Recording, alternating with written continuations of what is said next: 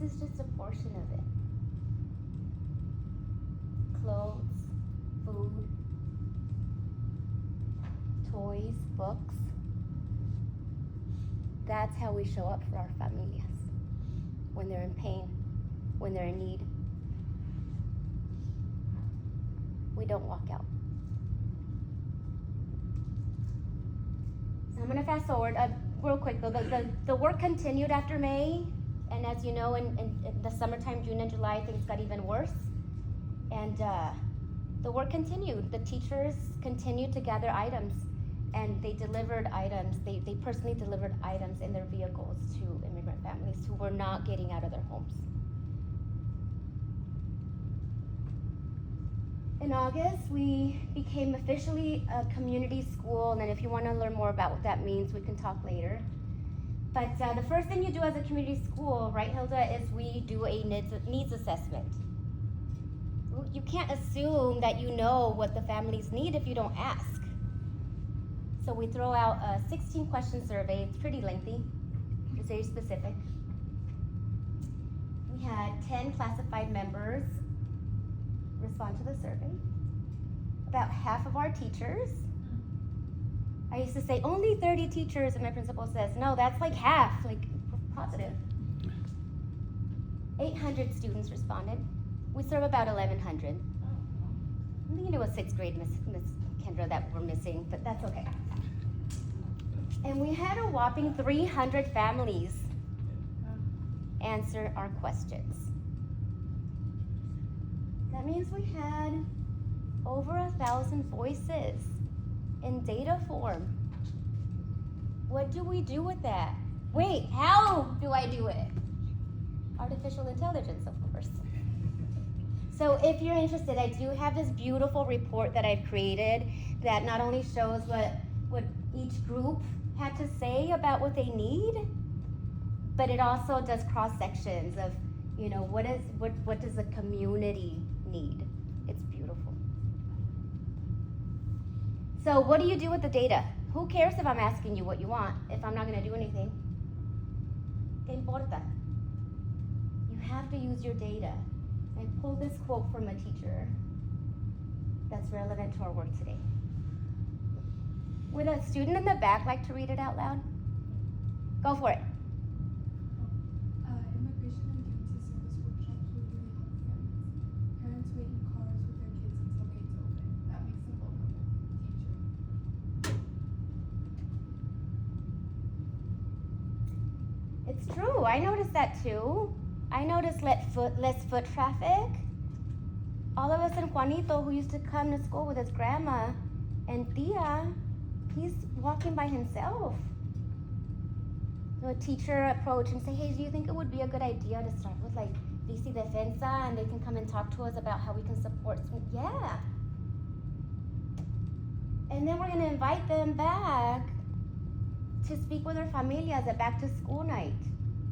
Yes, that's important. But it can't stop there, you guys. It can't be a one and done check. We're done. They wanted it. I gave it to them. Because our families were still not leaving their homes. Not all of them. You gotta be realistic, right? So that means that you have to have continuous check-ins. And you can't assume that because they felt a certain way in September that they feel the same way in January. But you ask. And if you find out that they do, then you have these opportunities for familias to come out. And you give them what they need and what they want. I want to point something out. This is a message from Parent Square, and we kind of got into this little habit of like, hey, tell Pelayo how much food to buy by hitting the heart button. You don't have to write anything. You don't have to. And then you do a voicemail. Hey, les mandó un mensaje. Píquenle al corazón si van a venir. So now they don't even have to read anything. They just see a message pop up, and if they know that they can make it, that's how they let us know. So 55 people said they were coming. We actually had more like 70 come for this workshop that was specific to them. They wanted to know what is a lockdown? What is the difference between a lockdown 1, lockdown 2? And what happens if ICE shows up? Let's talk about it.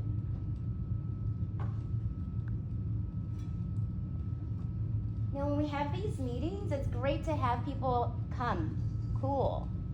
At our last community meeting, Mr. Bruni, we had about 100. I looked like over about 100 to me. Over 100 people. Oh my gosh. So someone said, okay, that's cool, but like, how do you engage so many people? Because I don't like to just talk at people. Well, I have something to say about that later. But so here's another picture. It's different from the first one. This community closet happened in December. And at this point, you know, I have my school site council mommies and my ELAC mommies and the mommies that are on my steering committee at the community school. And I invited them on purpose to volunteer. And they go, ay, Ms. Pelayo, ¿dónde ponen todo esto en la escuela? Where are you storing all of this stuff? And I said, we're not. And with permission, I showed this picture. Can anyone guess what this is? It's not my house. It's one of our teachers' homes. Oh, no, Ms. Pelayo, eso no está bien. No, ¿cómo de que viven así? You mean they're living like this? We have to have a community meeting and we need it right now. I'm like, it's December 12th. No, we have to. We have to meet the very first week we come back. Oh my gosh, so yes, I am over here harassing parents over, you know, Christmas break. Oiga, necesitamos junta comunitaria. And they showed up. Quite a bunch of people showed up. This photograph, you see classified members, you see teachers, you see counselors, assistant principals, students were present. And well, we could have talked at them and raised your hand if you have an idea. Beautiful things happen when you break them up into small groups and they get to choose what they want to talk about. Then we come back in whole group. And then we have stickers. And one group came up with this idea that, hey, we have a community coordinator. Why doesn't she go talk to the Port of Hueneme? They're right down the street. Maybe they can, I don't know, like donate a shipping container and we can have permanent storage here on campus. Had I thought about that idea? No. But they did, and it's like, okay, let's go, vámonos. That's the kind of work that we do as a community school.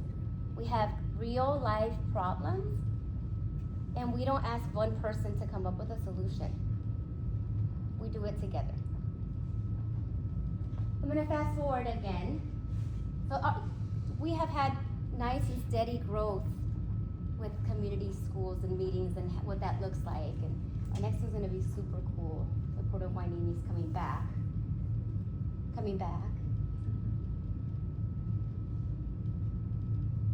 But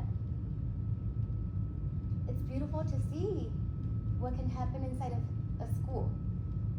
It doesn't change what's happening outside, right? It's nice to know that they feel safe and they're showing up, but it doesn't go away. So on this particular day, I'm out on the west side of school, right before dismissal, doing supervision like always. And my phone starts ringing. I don't know about you guys, but in Hueneme we have the Go to Connect. And so I'm like, oh, I answer, and it's one of my school site council moms in panic mode. And it's cutting in and out. I hang up. It rings again. It's another parent. And then another one. And another one. And I could not get the connection to oh, I only got it good enough to say, I see ice at the park. I'm like, I'm at the park. The bell's about to ring. I'm at the park and ice is here. Where are they? So I go, you know what? Just call me on my personal cell because I can't do this. Like, the bell's about to ring. No, no están en el parque. Están en el parqueadero. They're not at the park. They're at on that east side of campus in our parking lot. Lucky for us, OPD showed up right away when we informed them, and there was no sign of ice. But that fear was instilled in those folks who were there and experienced whatever this was. To Gabe's point, they saw men come out of a camioneta with vests, and the car was unmarked, and the windows were tinted, and OPD helped, and they assured us, no, Ms. Pelayo, it was not ice. Que bueno. But still, we have to address the lived experience of our parents and the little ones who were in the cars, right? And something else really cool happened just to lighten the mood a little bit. So I called the parents afterwards. No era ice, ya nos dijeron. No. I said, come back, let's meet, let's talk about it. I said, we are not leaving our homes today, Ms. Pelayo. I respect that. And you know what, Ms. Pelayo? Go to connect, que bueno, ¿verdad? Pero no. Why don't we use WhatsApp? Oh shoot, I don't even have WhatsApp.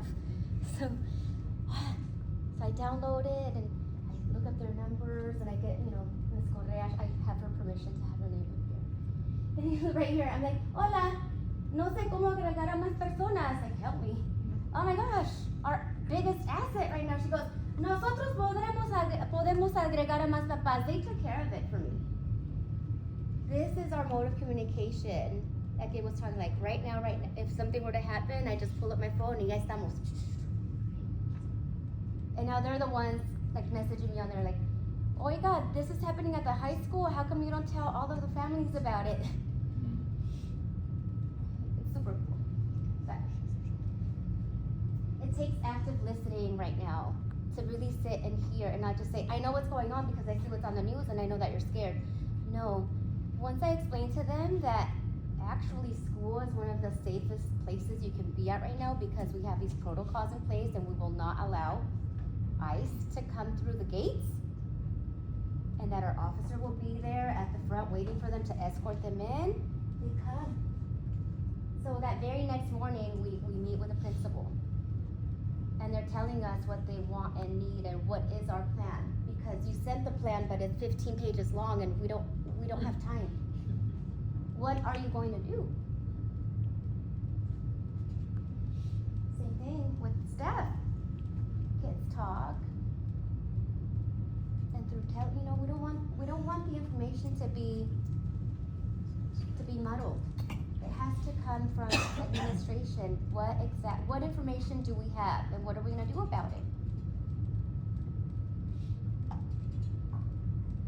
So we take what mommies say.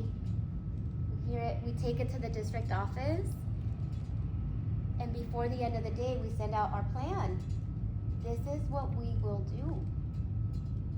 We already knew about, going on lockdown, but what if it's during dismissal? We haven't talked about that before. After school, we were done. We're like, oof, que bueno.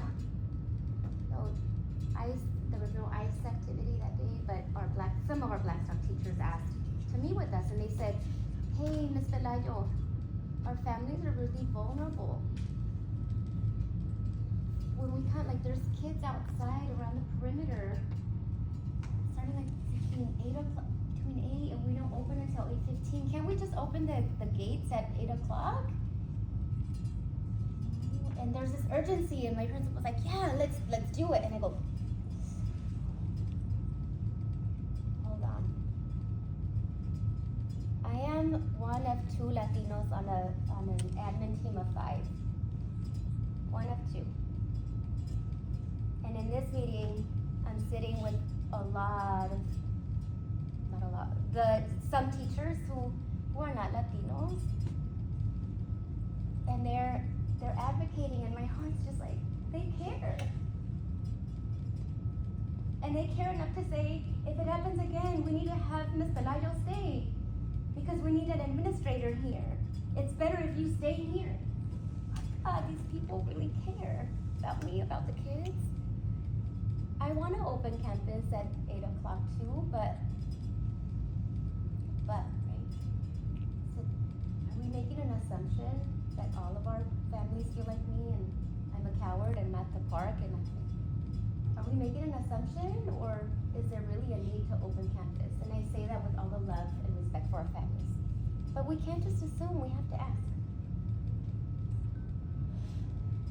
So we throw out another survey again, not 16 questions this time, only 4 questions that were very targeted. This is what we learned.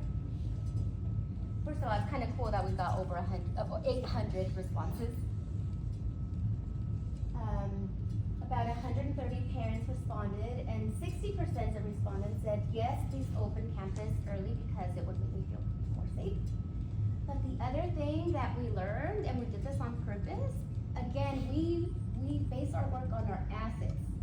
We have problems, but we have assets. And we discovered that we have parents and teachers, staff members who are willing and able to help supervise our campus. If we can't open it because of whatever reason, we have people willing. I'm like, okay, cool, let's go. And then my principal comes back and she checks me. Just gotta be careful. So these are a couple of the learnings that we had. With public schools come do teacher union contracts. I cannot ask teachers to volunteer. Are you kidding me? Bye job. Right? And honestly, in reflecting on it, how dare I? Why would I even dare asking folks? Why would I ask anybody to do work that I can't do? That I do because it's my job and I pretend, I take it till I make it, and yes, I'm the strong administrator, con mi walkie-talkie. Supervising, ¿verdad que sí? But inside my heart, however, I learned, because I had this meeting and they're like, don't you dare, Ms. Pelayo. I'm like, okay. But if the teachers organize themselves and the parents organize themselves, guess what happens? You drive by Blackstock any morning right now and you see our teachers and you see our parents out there. Well, I get to be with my babies inside. Just in case. But we're ready. Oh, let me go back. So I said, the parents and the teachers organize themselves, right? What about the students? Ooh, I know, over here it's like, ooh. What about the students? They have the same right. These are real pictures from Instagram. They have not been altered. And yes, administrators have sources, and I have little pajaritos coming. Give me that phone, right? Because now they're in trouble because they want to be cool. But the kids were sharing this. I know that there's going to be another lockout. Like, guys, I thought we knew we're not doing that anymore. But I will also tell you that at Blackstock we'll never lie to our kids. They have rights, and I'm not going to lie to them. Okay, they kept organizing. What does it say? Will the principal know? Well, it's better that they know because we can't be unsupervised. So when they came to us with that question, it's like, no, remember, we're not going to go out with you guys. Well, what happens if they don't let us out? It's our First Amendment right. And these are just a few. So our job as a school is to support and educate our kids. Yes, I support your efforts. No, I don't want ICE in our community, but I cannot walk out with you. So this, on the day of, right? On the day of, I need to speed it up. On the day of, on the day of this proposed walkout, I set myself in the front office and I'm just biting my nails. And they're gonna do it. No, they're not gonna do it. We're gonna do it. No, we're gonna do it. I look out the window and I see yellow t-shirts, black t-shirts with bright yellow words. Black t-shirts with bright yellow words. What do you think that was? Anybody? Anybody? VC Defensa's out there. I'm like, ay, Dios mío, ya se armó. And the kids start walking out. a few minutes later, I see a video of the kids walking out. And yeah, they're celebrating. Yeah, we're out! We made it! Woo!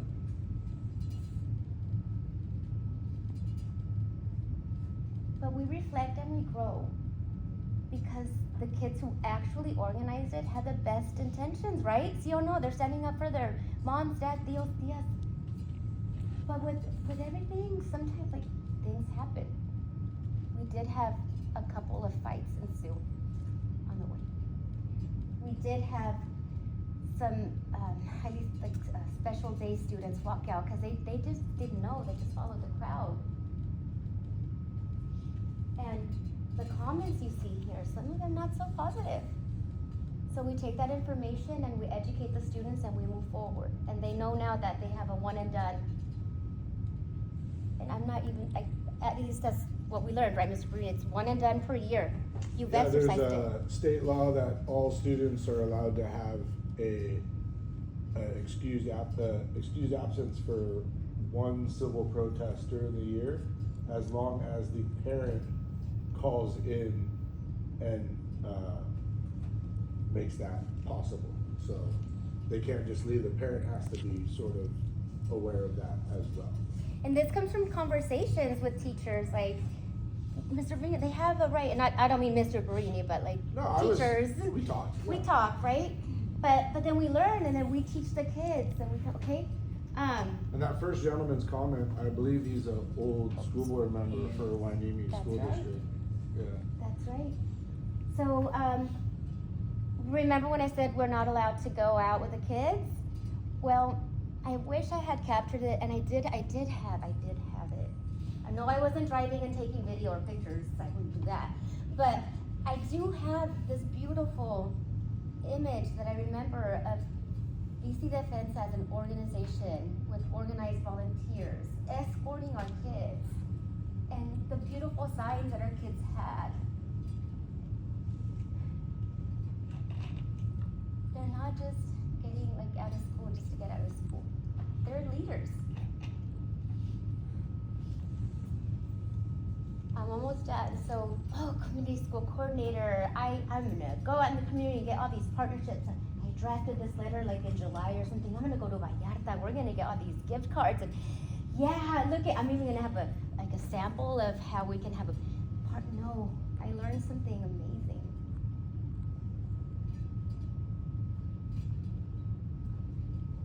Community Partners has changed our school. I'm so thankful that I got to meet Gabe at this round table through the mayor's office. And I'm sharing this work at the mayor's office.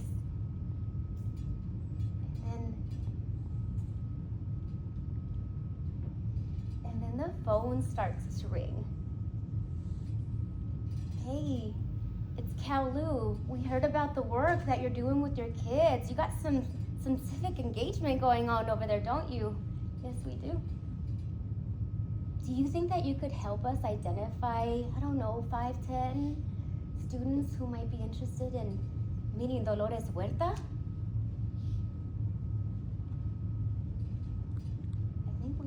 But we only have 5 days.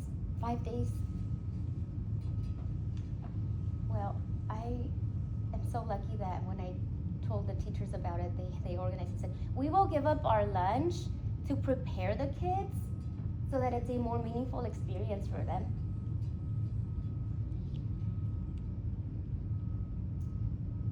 So earlier, I said, this is our community when I was talking about the survey. That's not our community. This is our community.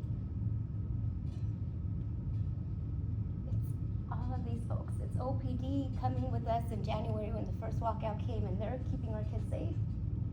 It's VC Defensa showing up for us. It's Ericas Reyes coming to prepare our kids for a field trip to City Council. It's United Field Workers interviewing students with our help, so that we could have a Christmas party for 350 families, and each one of those individuals leaves with a present that the kid chose. takes a village. It takes a village. 25 kids. 25 of our Blackstock Panthers got to share space with Ms. White. There were 5 questions at the end, and 3 of those questions came from Panthers. Soy bien llorona, don't make me cry, you guys. This is transformation. This is how we support our students, families, staff members when ice is hot. Thank you so much for being here.